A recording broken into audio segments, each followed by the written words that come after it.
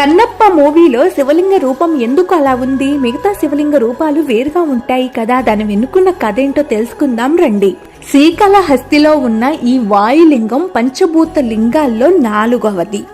వాయుదేవుడికి మహాశివుడు ఇచ్చిన వరంతో శ్రీకాళహస్తిలో వాయుదేవుడి పేరు మీద ఈ లింగంగా వెలిశాడు. వాయువుకి ఎటువంటి ఆకారం ఉండదు, ఎటైనా ప్రయాణించగలదు. దానికి అసలు పరిమితులనేవి ఉండవు కాబట్టి వాయులింగం చాలా నిలువుగా ఉంటుంది. ప్రాణశక్తి కూడా పైకి వెళ్తుంది అని దీని అర్థం.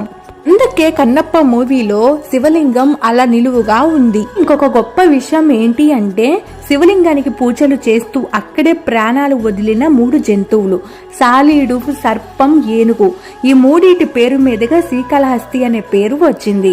ఇంకా ఆ విగ్రహానికి కింద భాగంలో ఏనుగు దంతాలు, మధ్యలో సర్పం, అలాగే వెనక భాగంలో సాలీడు చిహ్నాలు కూడా ఇప్పటికీ ఉన్నాయంట.